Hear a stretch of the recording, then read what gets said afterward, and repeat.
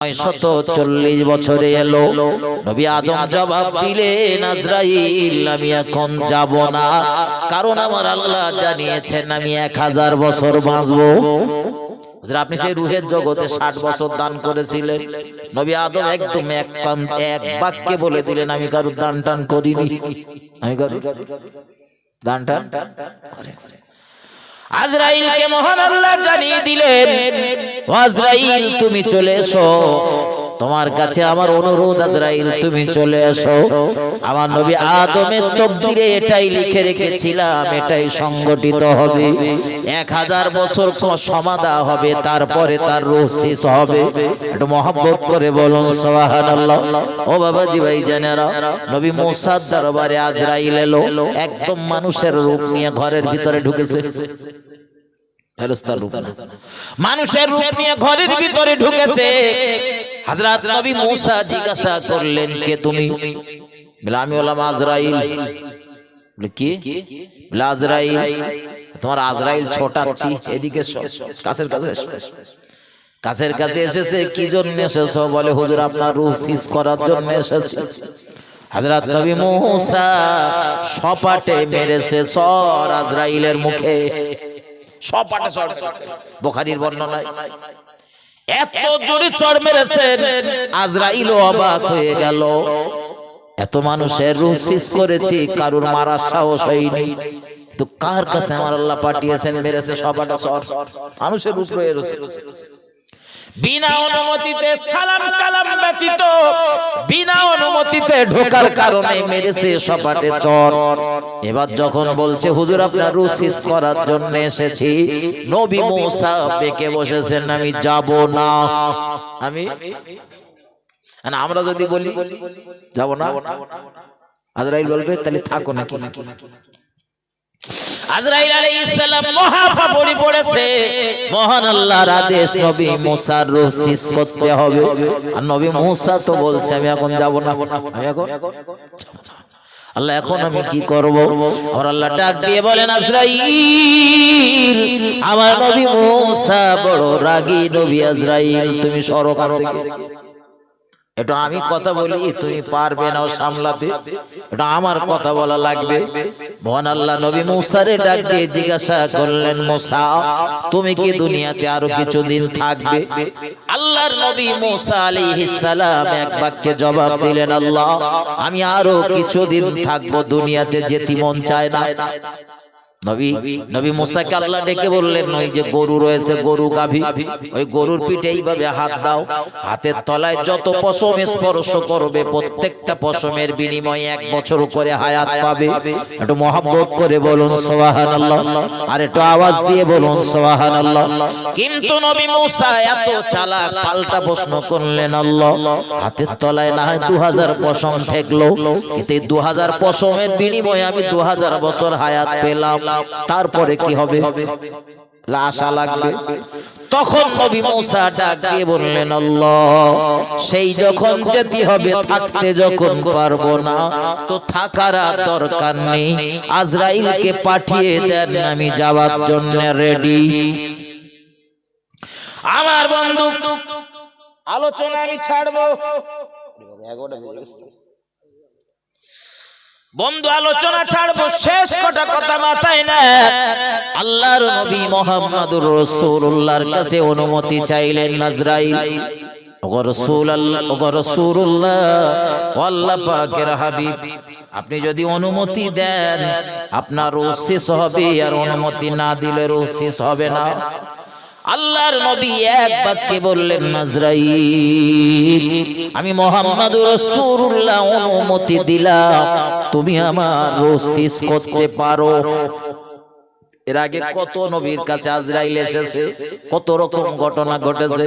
তো নবী ইদ্রিস আলাইহিস সালাম দুনিয়ার জমিন আল্লাহ পাকের একজন ফারিস্তার সঙ্গে তার বিরাট বন্ধুত্ব হয়ে গেল। আমরা মাঝে মধ্যে যাদের সাথে বন্ধুত্ব হয় তাদের বাড়িতে যাওয়া আসা করি, খাই খাওয়া করি, একসাথে কত জায়গায় বেড়াতে যাই, ঘুরতে যাই, যাই না যাই না, শুধু দীঘায় যাই, পয়লা জানুয়ারি পালন করতে যাই, আসে না? ও বন্ধু, ওরা তোমার আসল বন্ধু না, তোমার আসল বন্ধু তো সেই বন্ধু যে জাহান্নামের আগুন থেকে বাঁচিয়ে জান্নাতের দিকে ডাকবে, জানবে ও গরিবের সন্তান হলেও তোমার আসল বন্ধু। আর যে ধনী দুলাল অথচ তোমার জাহান্নামের পথে ডাকতেছে, চল সিনেমা দেখবো, তো তোমার কাছে পয়সা নিতে কি আছে, আমি টিকিট দেবো, আমি টিকিট দেবো। ও তোমার প্রকৃত বন্ধু না, ও হলো তোমার জানি দুশ্মন। ওই জন্য তোমারে টিকিট দিয়ে জাহান্নামী বানাচ্ছে। ও বন্ধু, হযরত নবী ইদ্রিস আলাইহিস সালাম ফারিস্তার সাথে তার বন্ধুত্ব হয়ে গেল। অনেক কথোপকথন, লম্বা ইতিহাস সংক্ষেপে মাথায় নেন। ইদ্রিস নবী একদিন ফারিস্তারে ডাক দিয়ে বললেন, আমি একটু তোমাদের ওইদিকে ঘুরতে যাব, জান্নাত জাহান্নাম আসমান ওগুলো ঘুরবো, নিয়ে যাবে? পৃথিবীতে তো অনেক জায়গায় ঘুরেছি, তো ওগুলো মহান আল্লাহ আমাদের জানায় বলে, সে তো দেখি, একটু দেখ, নিয়ে যাবে? তো ফারিস্তা জবাব দিলেন, হুজুর ও তো আমার মতে চলবে না, মহান আল্লাহর আদেশ লাগবে, দেখে আল্লাহ অনুমতি দেয় কিনা। তো মহান আল্লাহর অনুমতি পেলেন। নবী ইদ্রিস আলাইহিস সালাম আনন্দে যাচ্ছে, খুব খুশিতে যাচ্ছে, বিরাট খুশি। আর জান্নাত দেখবো, জাহান্নাম দেখবো, আজ আমি আসমানগুলো সুন্দর করে ভ্রমণ করব। কিন্তু নবী ইদ্রিস আলাইহিস সালাম চলতে চলতে চলতে চলতে যখন চতুর্থ আসমান পর্যন্ত পৌঁছে গেল, আমার আল্লাহ ডাক দিলেন, আজরাইল। আমার নবী ইদ্রিস আলাইহিস সালাম তার শেষ হবে, আর দেরি করো না, জলদি করে চলে যাও, আমার নবী ইদ্রিসের রূহটা ওই চতুর্থ আসমানে করে নাও। কোথায়? ওগো আল্লাহ, চতুর্থ আসমানে নবী ইদ্রিসের রূহ শেষ করব, কিন্তু নবী ইদ্রিস তো পৃথিবীতে থাকে। আমার আল্লাহ ডাক দিয়ে বলেন, আজরাইল ও টেনশন তোমার না, তোমার আদেশ দিছি, যাও। আজরাইল চতুর্থ আসমানে এসে দেখলো, অবাক হয়ে গেল, আল্লাহ, নবী ইদ্রিস দুনিয়ার মানুষ, কিন্তু চতুর্থ আসমানে ফেরেশতার ডানার উপরে বসে রয়েছে। ওই অবস্থায় তার রূহ শেষ হলো। আর আল্লাহর নবীর দরবারে পৌঁছে গিয়েছেন আজরাইল। আমার নবী তখন শুয়ে রয়েছেন। আমার নবীর বিবি, আমাদের আম্মা জান হযরত আয়েশা সিদ্দিকার হুজরার ভিতরে, যে জায়গায় আমার নবীর মাজার, যে জায়গাটা এখন কবর, আল্লাহর হাবিব যে জায়গাটায় ইন্তেকাল করেছিলেন, ঠিক সেই জায়গাটায় আমার নবীকে দাফন করা হয়েছিল। রাসূলকে একটুখানি সরানো হয়েছিল শুধু কবর খোঁড়ার জন্য।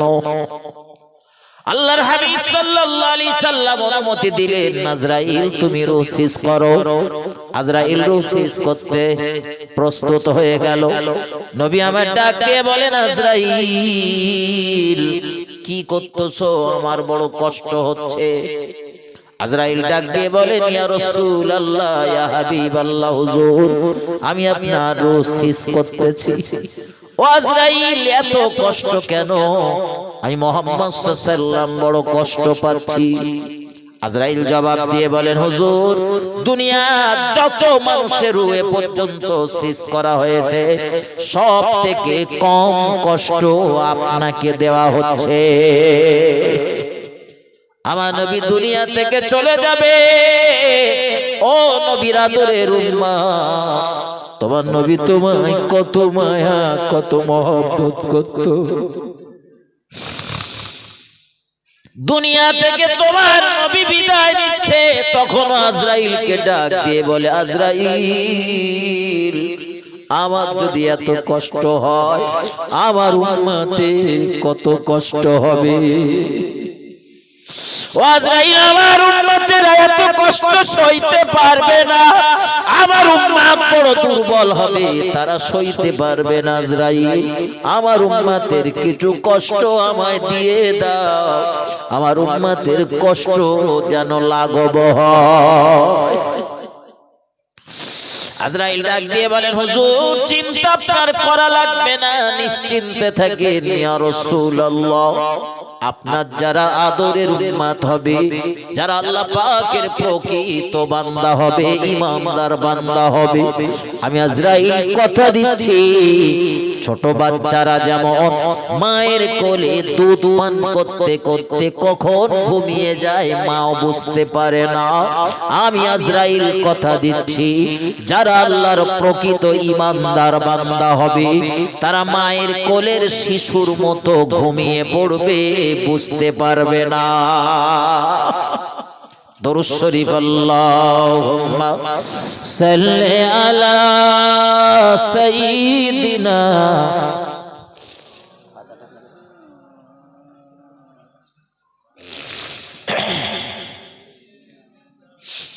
মাওলানা মুহাম্মদ, তোর মুস্তাফাকে দেনা আম্মা,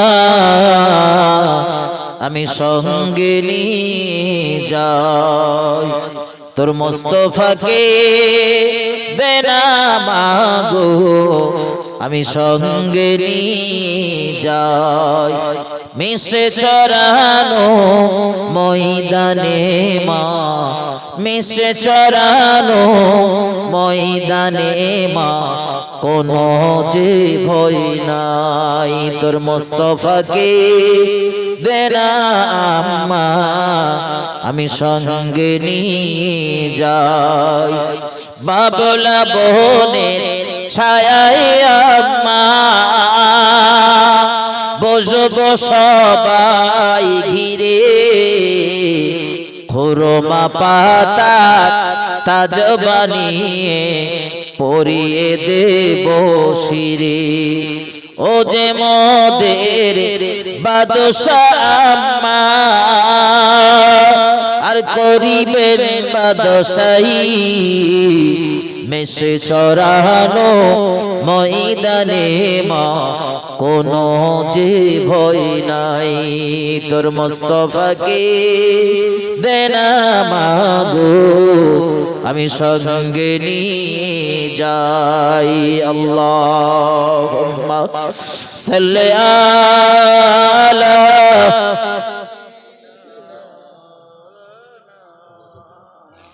ওয়ালা আলি সাইয়্যিদিনা মাওলানা মুহাম্মদ।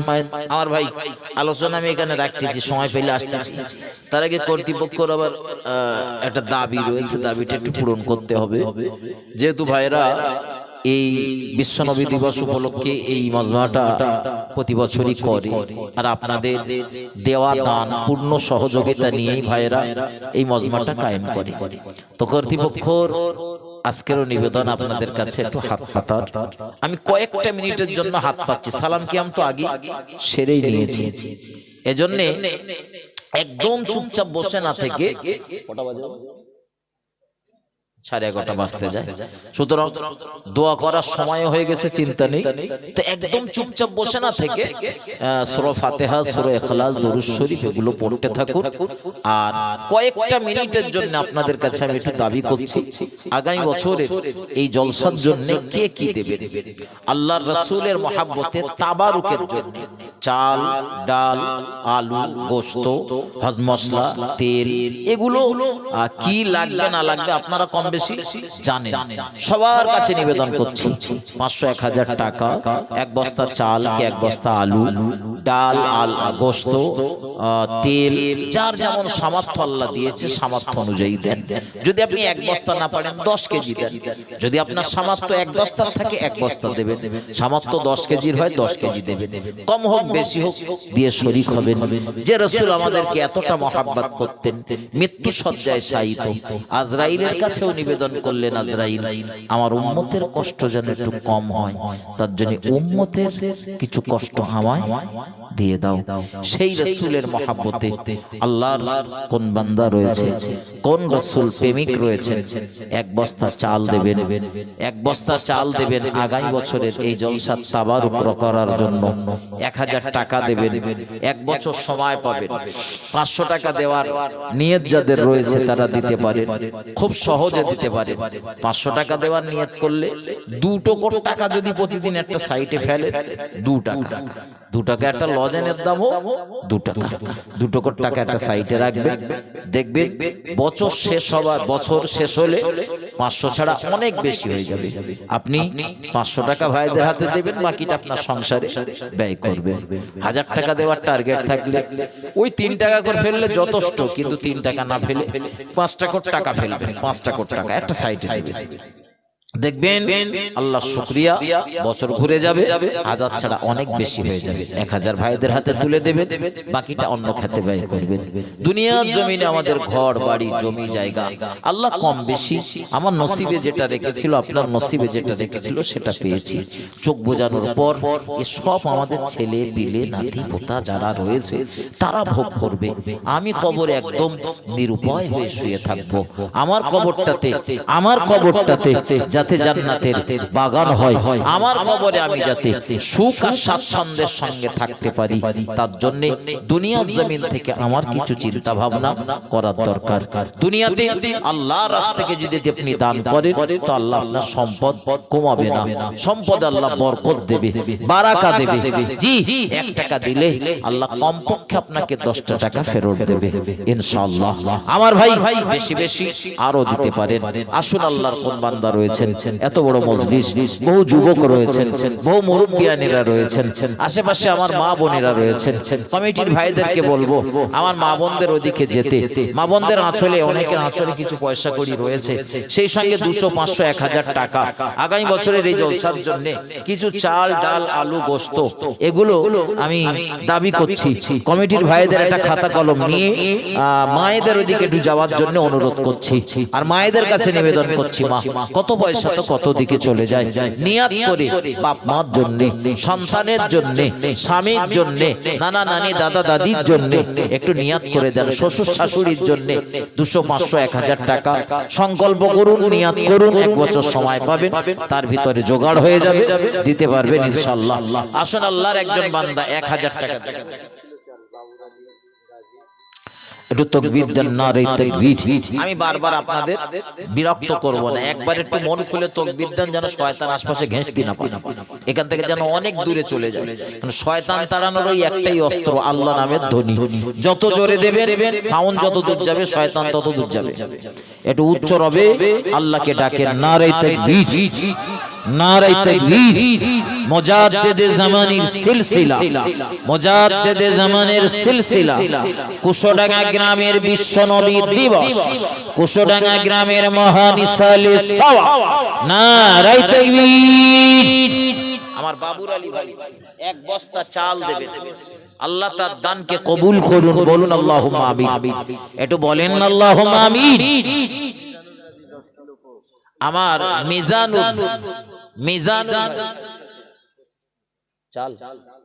মিজানুল গাজী আমার ভাই 25 কেজি চাল দেবেন, আল্লাহ তার দানকে কবুল করুন, বলুন আল্লাহুম্মা আমিন। একটু বলেন না আল্লাহুম্মা আমিন। আমি সকলকে নিয়ে একসাথে দোয়া করব। এখনই যখন দোয়া হবে সবার জন্য একসাথে দোয়া করব, আলাদা আলাদা করে সময় আমি নষ্ট করছি না। আপনারাও ক্লান্ত মানুষ, আমিও ক্লান্ত মানুষ, যদি 5 মিনিট আগে একটু বিশ্রাম করা যায়। আবার তো ফজরে উঠতে হবে, ফজরের নামাজ পড়তে হবে। জি এইজন্য আসুন, আমার দুজন ভাই 25 কেজি করে 50 কেজি চাল দিয়েছেন। আল্লাহর আর কোন বান্দা রয়েছে? মেহবুব ভাই, বীরভূমে বাড়ি, বীরভূমে বাড়ি আমার ভাই মেহবুব ভাই, তিনি 10 কেজি গোশত দেবেন, আল্লাহ দান কবুল করুন, বলুন আল্লাহুম্মা আমিন। একটু বলেন না আল্লাহুম্মা আমিন। দান করাও সওয়াব, দাতাদের উৎসাহ দেওয়াও সওয়াব। আপনি একটু আমিন জোরে বলেন। ওই দোয়া নেওয়ার জন্য কত বান্দা আল্লাহর বসে রয়েছে যে আমার এতগুলো মানুষ আমার জন্য দোয়া করবে, আমি 10 টাকা দিই। এই যে উৎসাহ দিলেন আমিন বলে একটু জোরে, এর জন্যও আপনি বিনিময় পাবেন, সওয়াব পাবেন।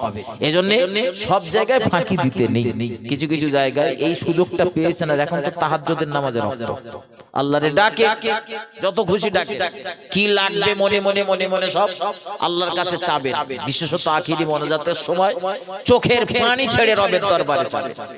যদি চোখে পানি না আসে কান্নার ভান করবে, জীবনে যা অন্যায় করেছেন ক্ষমা চান, দেখেন রবের দরবারে কেঁদে দেখেন, দু ফোঁটা চোখের পানি রবের দরবারে গোনার জন্য ঝরিয়ে দেখেন, মনের ভিতর একটা আলাদা তৃপ্তি শান্তি অনুভব করবেন ইনশাআল্লাহ।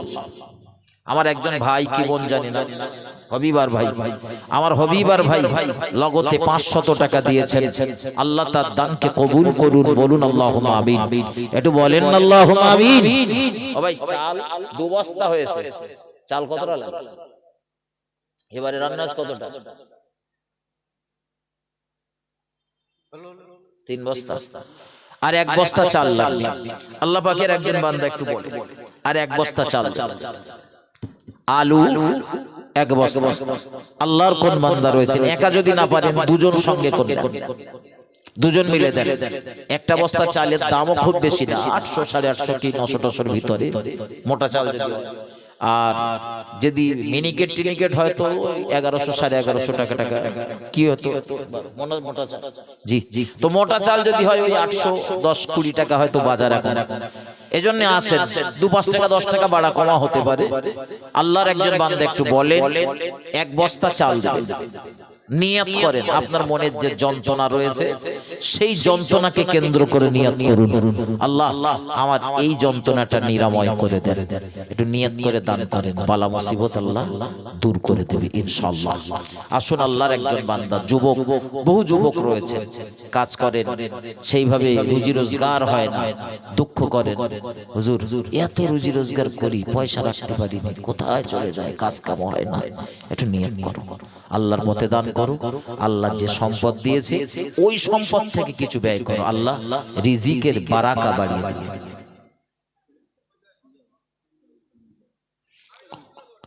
আমার খলিল গাজী ভাই, খলিল গাজী আমার ভাই 1 বস্তা আলু দেবেন।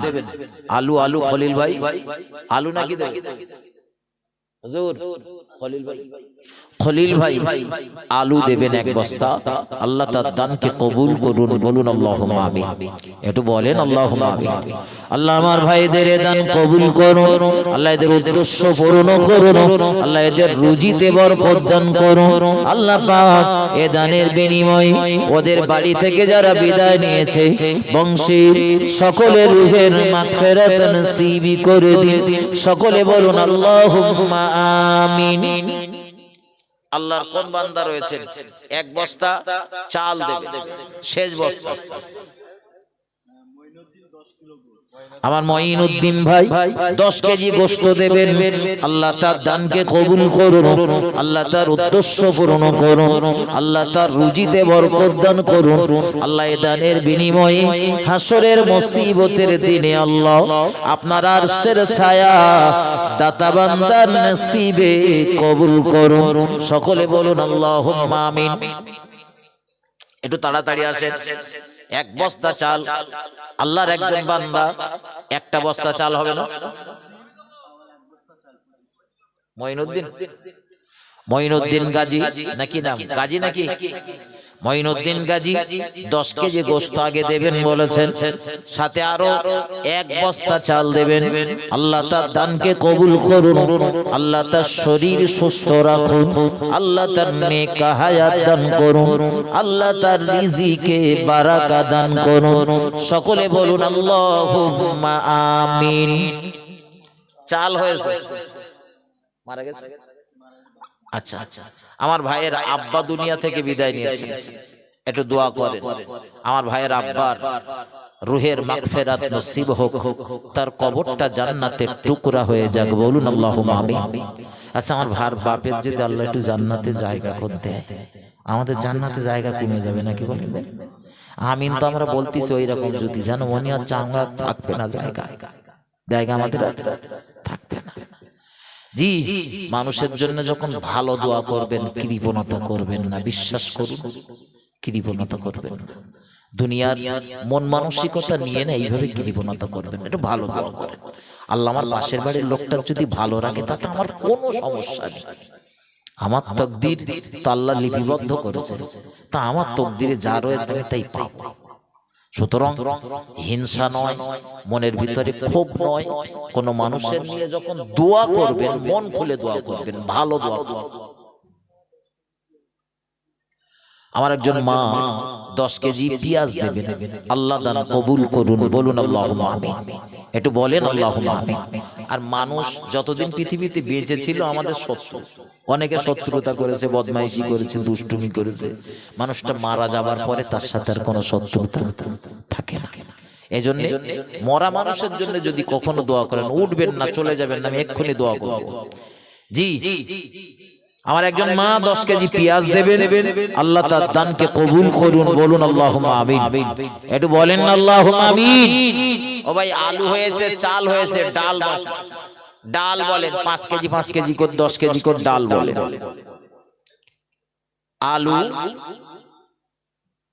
আলু 1 বস্তা হয়েছে, 1 বস্তায় হয়ে যাবে সম্ভবত।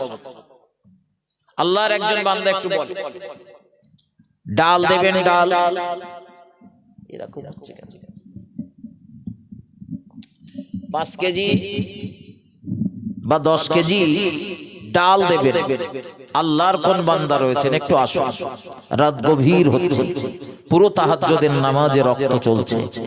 আল্লাহর কোন বান্দা রয়েছেন, রবের দরবারে নিয়াত করুন, আল্লাহ আমি এটা দিচ্ছি, আপনি আমার এটা দেন, আমি এটা দিচ্ছি, আপনি এটা দেন। আল্লাহর সঙ্গে ব্যবসা করেন, আল্লাহর দরবারে দান করে, আল্লাহর দ্বীনের জন্য দান করে কেউ কখনো ঠকি, আপনিও ঠকবেন না ইনশাআল্লাহ। আসুন 5 কেজি ডাল, এসানুরা শরীফ বিল্লাহ 5 কেজি আদা দেবেন, আল্লাহ দান কবুল করুন, বলুন আল্লাহুম্মা আমিন। 5 কেজি আদা লাগবে, আদা রসুন 5 কেজি লাগবে না, শুধু আদা 5 কেজি লাগবে না, আদা রসুন 5 কেজি হলে বেশি লাগবে? যাই বা হোক, আসানুর ভাই আর একজন কি বলল, আরিফ বিল্লাহ, শরীফ বিল্লাহ, দুজন মিলে 5 কেজি আদা দেবেন, আল্লাহ দান কবুল করুন, বলুন আল্লাহুম্মা আমিন। আমার ভাই 200 100 500 যা পারেন একটু বলেন, 100 কর হলেও একটু বলেন। যদি মনে করেন আমার কাছে 10 20 50 টাকা রয়েছে ওগুলো দেব, দেন। আল্লাহ পাকের দ্বীনের জন্য দেন, আমার রাসূলের মহব্বতে দেন, যেহেতু